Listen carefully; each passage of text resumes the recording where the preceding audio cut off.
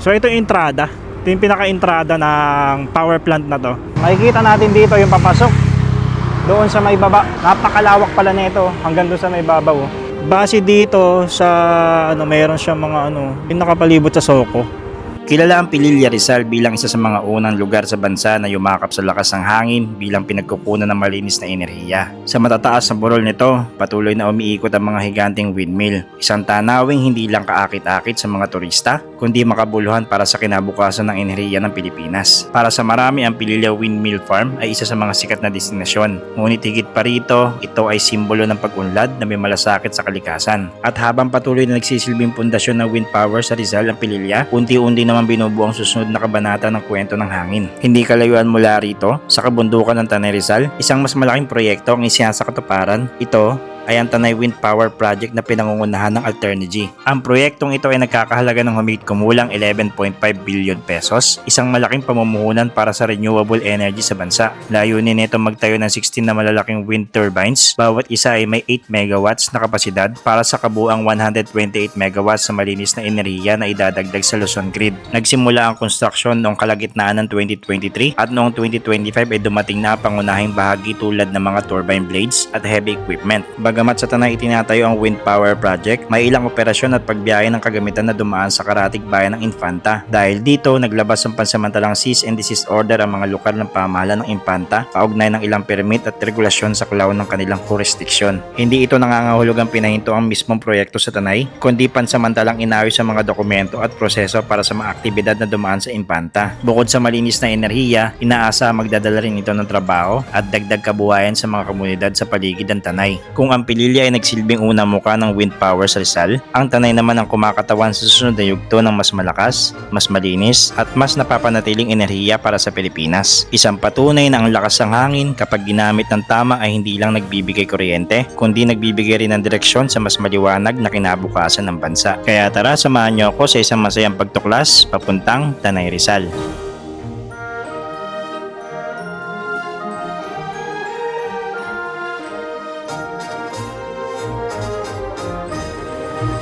Good afternoon guys, this is Kuya Mario once again at welcome back pong muli sa ating panibagong paglalakbay at pagtuklas. At nandito po tayo ngayon sa probinsya po ng Rizal at nasa Dunkin Donut po tayo dito sa may Boso-Boso. Yung bagong tayo po dito guys na Dunkin Donut, yung naging viral. At meron po tayo pupuntahan ngayong araw na isa pong napakagandang proyekto na ginagawa po ng pamahalaan natin. Nakalocate po dito malapit sa may Devil's Corner, dito po sa may Marilaki Highway. Ang pangalan po nito is ito pong Tanay Wind Power Project na may costing po na around 11.5 billion pesos at matatapos daw po ngayong taon 2025. So tara, samahan nyo ako at ating alamin, ating tignan yung napakagandang proyekto na to. So let's go! Bali guys, dito pala tayo mag-uumpisa sa may Dunkin Donut dito sa may Boso-Boso. Ayan yung bagong Dunkin Donut nasa likod natin guys, ayan. So ang sabi dito ni Google is meron tayong 22 minutes na lang, no? Bali ang pinin na lang natin dito sa may ating Google Map is yung Devil's Corner. So dito guys sa may left side makikita natin dito sa may tabi ng ng Boso-Boso Resort is parang merong ginagawa, no? Parang ini-expand nila yung kanilang resort dito malapit sa may Shell. So yan yung mga update ngayon dito sa may Marilaki. At marami pa ring riders today, no. Today is Thursday. Okay? December 18. So nag-ride pa rin tayo kahit pagpapasko na. So iikot ko lang kayo dito sa may sa may Marilaki kung ano ba yung bago dito na makikita natin. Kasi itong pupuntahan natin ngayon, guys, na Tanay Wind Power Project is bago po ito, no? Lagi ko nadadaanan. So i-check natin kung ano ba yung development doon sa mismong area. Ayan, okay, so dami nag-racing So isa nga pala, pagka pumunta kayo dito sa may Marilaki, talagang napakadaming mga nagbabanking dito, no? So kailangan mag-alisto rin kayo kasi mamaya mayroong mag-overshoot. So yun lang. Dito guys, sa part na to, etong pababa na to ng Sitio Boso-Boso, Napakaganda dito.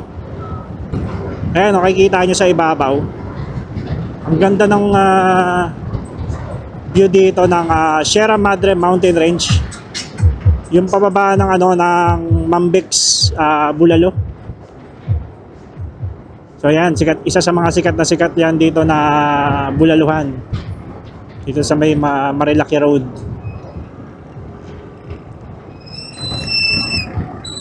Time check tayo guys, 11:51 ng umaga at magtatanghalian na rin. At mamaya na tayo mananghalian. So puntahan muna natin tong isang possible na maging tourist destination after matapos netong project na to. So maganda rin po ito, no? Itong proyekto na ginagawa na to. Kasi medyo matagal-tagal ko na siyang nakikita sa part ng Devil's Corner. So sisilipin lang rin natin. Ngayon lang tayo nagkaroon ng oras. One step forward and 10 steps back. I bet on red, but it should have been black. They say there's nothing that love can solve. Andito na tayo ngayon sa may veterans. Biglang uminit. Grabe, ang ganda ng panahon ngayon Pinagbibigyan talaga tayo.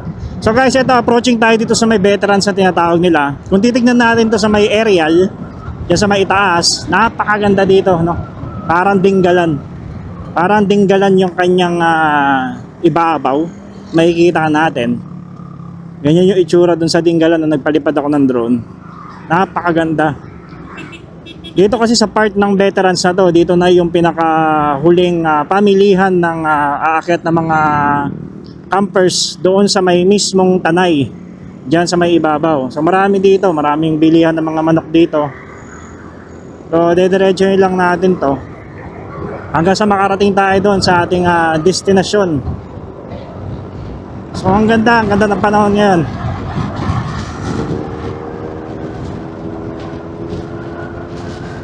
Napakarami rin mga riders ngayon. Ang susunod natin na madadaanan dito, yung Painaan na tinatawag. So dito marami rin, may mga mabibili rin kayo. Parang ano rin siya, palengke. Ay palengke rin dito banda sa part na to. Ito na yung pinakahuling palengke na madadaanan ninyo paakyat ng Tanay Rizal. Parang portal to etong paakyat na pataas na to. Ayan isang diretso siya tapos sa papalibutan na ng mga puno. Habang umaakyat tayo dito sa itaas na Marilaki is lumalamig na rin yung klima. Ayan ang sarap magano dito, ang sarap talaga magmotor dito. Dito talaga mararamdaman mo yung klima, iba na. Hindi na yung katulad dun sa kaganina na dinaanan natin. Dito mas malamig na dahil makikita nyo dyan sa ating likuran, yung mga puno is talagang malalago. Ayan guys di ba ang ganda green na green. Maraming rin pala mga nagtitinda dito, mga suman. Ayan ayun, may naman mature.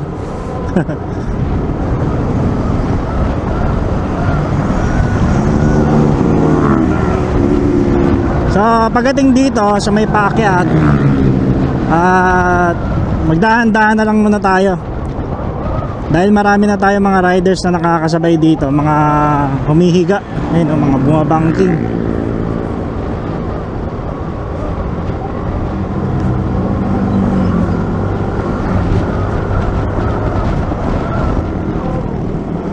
Okay, Barangay Pinugay tayo. Barangay Pinugay. Barangay Pinugay na raw tong part na to.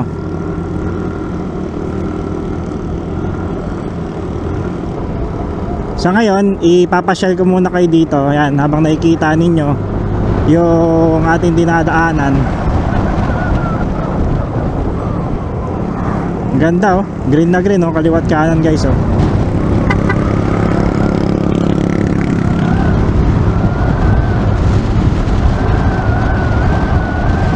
Ayun oh, humihiga si kuya.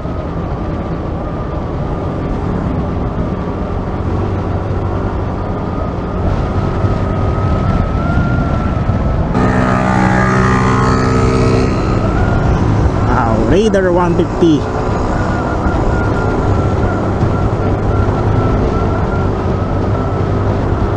Ganda oh. Parang lihim na lagusan dito banda oh, yan oh.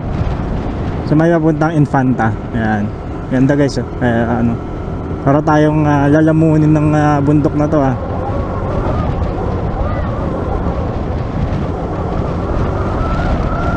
Bango naman nun. Bango ng inihaw ah. Gutom ako ah.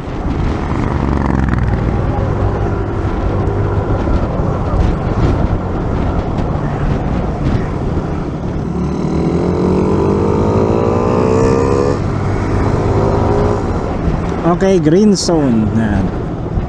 Ito na pala yung green zone area dito sa mismong Marilake. Kung saan kulay green talaga yung makikita natin. Tapos I think dito na rin yung ano yung Masungi. Malapit na tayo sa Masungi Geo Reserve. So hinto lang tayo dun saglit mamaya. Papakita ko lang sa inyo. Ito tayo guys. Sa right side natin makikita natin dito yung overlooking dun sa ibaba. Parang merong mga subdivision dyan sa ibabang ginagawa. So ito, National Park and Wildlife Sanctuary. So ayan, ito yung makikita natin dito pag-akyat. Daming puno, garden cottages. So diretso lang tayo. Ganda dito oh. Yung pababa na to, tapos isang diretso.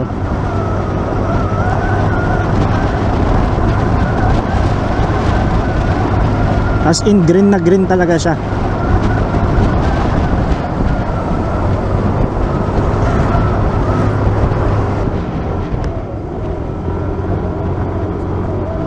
Grabe sisipag ng mga bikers oh. Hindi ko pa nasusubukan yung mga ganyan, yung magbisikleta na malayo. Ay, parang hindi ko kakayanin.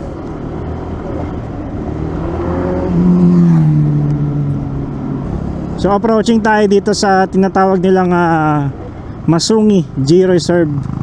Dito sa may right side. Yan, sisilipin lang natin ng konti kung ano ba yung makikita natin dito sa may Masungi. Pagka malamig ang klima dito guys, dito sa may Masungi, dito sa part na to, talagang wala kang makikita dito, puro fog to. Ayan, may makikita kayong ganito. Ganitong karato lang, kilometer 47 Masungi Geo Reserve. Yan, sa loob niyan may mga rock formation na makikita dyan. Ayan ang itsura. So may mga nag-trekking na rin pala doon sa may loob. So tara, diretsoin lang natin tong Marilake Highway.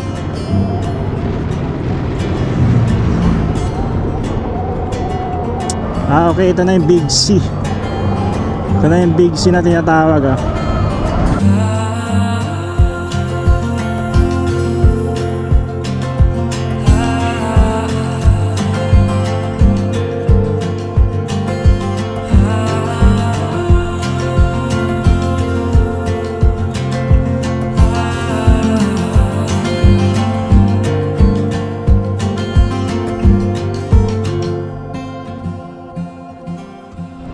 Puro ang dinadaanan natin ngayon guys is puro twisties. Puro twisties oh. Pababa. Puro pababa.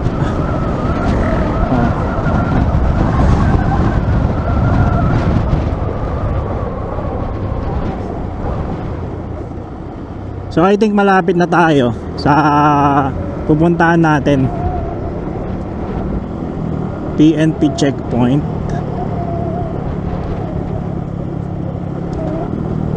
So malapit na tayo, ilang minuto na lang at darating na tayo dun sa destination natin.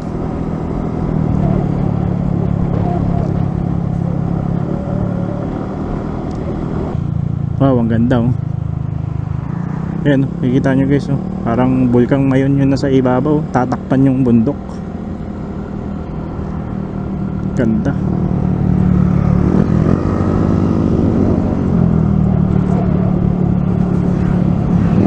Okay, caution, slow down, construction ahead. So dito na siya guys, makikita na natin siya dito sa may pababa na to. At nakikita ko na rin dito pa lang yung mga instruktura dun sa ibabaw. So yun, ito na yun. Ito na yung ginagawang windmill. Yung papasok na yan. Dito muna tayo sa gilid at tayo magpapahinga. Okay guys, dumating na tayo dito sa may mismong Tanay Wind Power Project. At dito lang tayo nagpark sa may gilid kasi may nakita tayo dito na parang kubo. Pero yung ginagawa dito na Tanay Wind Power Project guys, ayan, nakasulat dyan yung Tanay Wind Power Project. Ngayon, makikita natin dito yung papasok doon sa may baba. Napakalawak pala nito hanggang doon sa may babaw. Nakikita natin yung mga matataas na bakal, mga crane nandoon na sa ibabaw ng bundok. So wala tayong makausap ngayon dito banda sa may part na to. Ayan. So tawid lang tayo sa kabila. Silipin lang natin.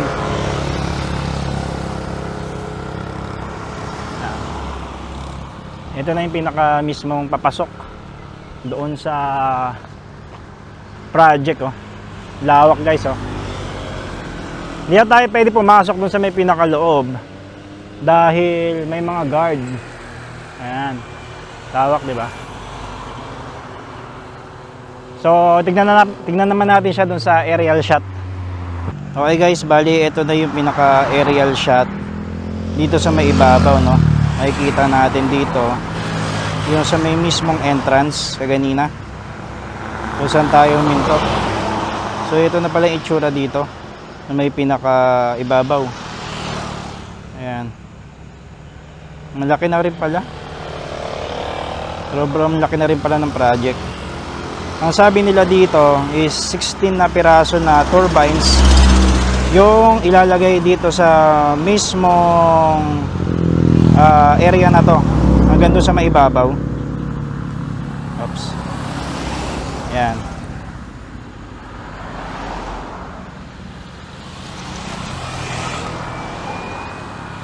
So makikita natin dito pala guys yung kanilang ano no, kanilang parang opisina yun no, sa ibaba. Sa left side. Tapos napakalawak pala nito.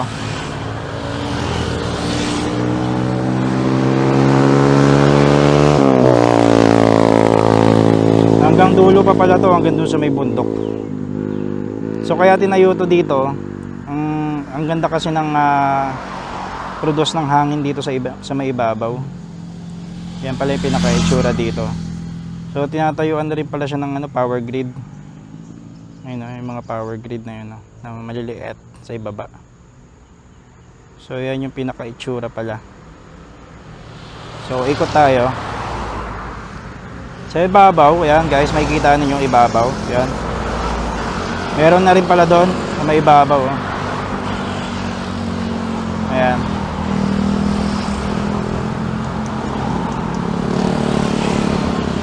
Lawak. So yun yung mga makikita natin dito sa ibabaw ng windmill na ginagawa. So maganda rin to, itong project na to. Parang doon din sa may Pililya, Rizal. Ganun ang itsura pag nagawa to. So possible in the future is maging attraction to dito sa may Marilaki Highway.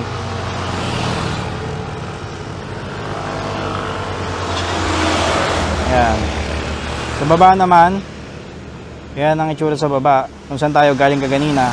Ayun yung papasok. Ayan. Ayun yung papasok kaganina. Ang lawak pala ng entrada na ito. Ayan. So doon tayo ganina sa may baba niyan. So pagka pumunta pala kayo dito, yan ang mismong makikita ninyo. Papasok. Yung mismong Tanay Wind Power Project na ginagawa dito.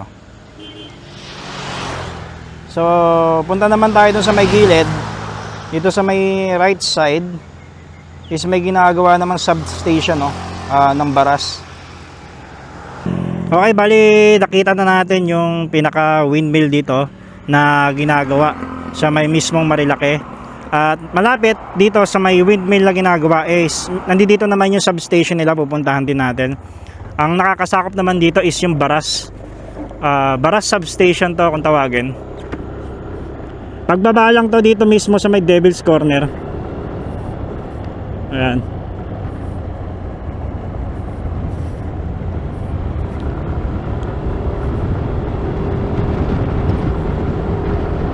Napakalawak pala ng ginagawa, no? Actually, hindi na talaga kaya abutin ng drone ko yung pinakatuktok. Kaya hindi ko naman sa inyo mapakita yung pinakaibabaw. Pero doon pa lang sa baba is makikita na natin yung paakyat na ginagawa nila doon sa may mismong tuktok ng bundok. Slow down. Yan. Dito yung banda eh. Dito ko nakikita yung substation na yun.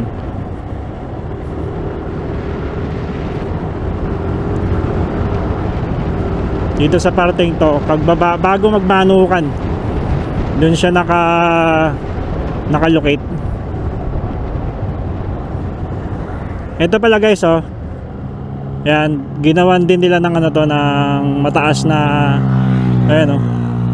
Yung grid, power grid kung tawagin. Ayan. Kasi patatawirin nila yung mga linya ng wire papunta doon sa may mismong wind power project.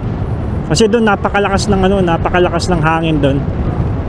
So kaya dito talaga tinayo yung Tanay project na yan.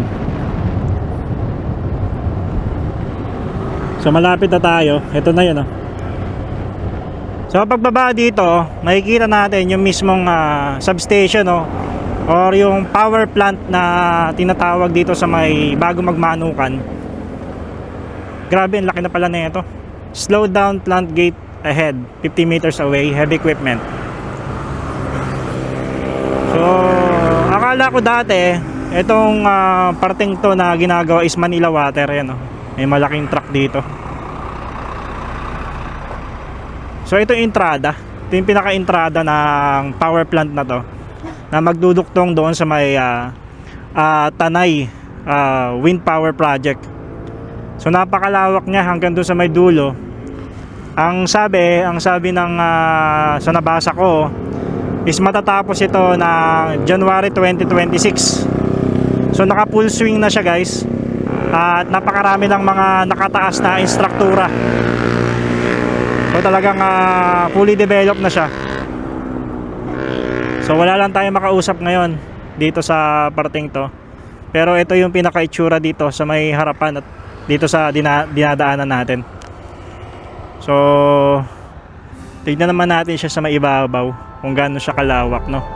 Bukod sa mga windmill, may itinatayong substation at transmission facilities malapit sa Tanay Wind Power Project. Dito muna dinadala mga kuryente mula sa mga wind turbines bago ito isaksak sa Luzon grid. Sa substation, gumagamit ng 150 megavolt ampere transformer na nagsisilbing tulay ng kuryente at inaangat nito ang voltahe para maging angkop sa long distance transmission at maiwasan ang malaking pagkawala ng kuryente. Mula rito, ipinapasok ang kuryente sa 500 kV transmission line na bahagi ng pangunahing backbone ng Luzon grid. May dalawang yugto ang koneksyon, pansamantalang ikinakabit sa existing na 500 kV San Jose, Tayabas line at sa huli ay direktang ikukonek sa Baras 500 kV substation ng NGCP. Kapag ito ay nakumpleto at naging wind farm at ang mga pasilidad ng mga transmission, makakapaghatid na ang proyekto ng malinis at renewable na kuryente sa iba't ibang bahagi ng Luzon.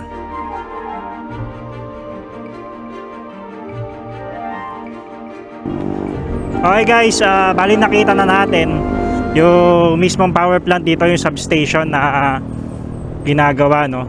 At magkokonekta doon sa may project. Di kalayuan dito naman sa mismong substation is meron ditong mahiwagang nasunog na eto sasakyan, no? Lagi ko nadadaanan to. Ayan. Hindi ko alam kung anong kwento netong sasakyan na to. Kasi base dito sa meron siyang mga yung nakapalibot sa Soko. Ayun. Ano kaya kwento nito? So comment nyo dyan guys kung ano yung kwento netong sasakyan na to. Dahil wala akong idea, no, kung ano bang kwento niyan. Sa matagal na yan dito, matagal ko na nakikita yan dyan. At naiiwagaan din ako paano nandiyan yan, bakit nandiyan yan, ba't sunog yan. So buti hindi kinukuha ng mga nangangalakal yan. Ito na yung pinakamanukan. So dito magpapahinga lang tayo ng konti dito sa mismo magandang spot dito. Ito yung pinaka waiting, ito yung pinaka tambayan ng mga riders dito, no? So ito na yung itsura niya ngayon. Meron pa rin naman mga tindahan dito sa may gilid yan. Ayan, sa may likod niyan guys, ang daming mga manok. Kaya siya manukan na tinawag. So papahinga lang tayo ng konti dito. And then after that, maraming salamat sa lahat ng mga nanood sa ating vlog. At kita-kits pong muli sa ating susunod na adventure. Maraming salamat po sa inyong suporta. Bye bye.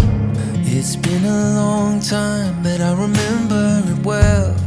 Just like the photo we keep on the shelf.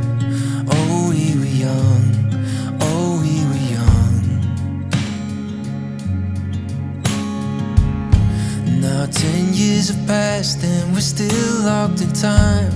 I don't take for granted the years that go by. Started with a gaze, here we remain. All of the moments collected in time, perfectly bound like your hand fits in mine. Lucky to find what we're both looking for in this life. My heart is aching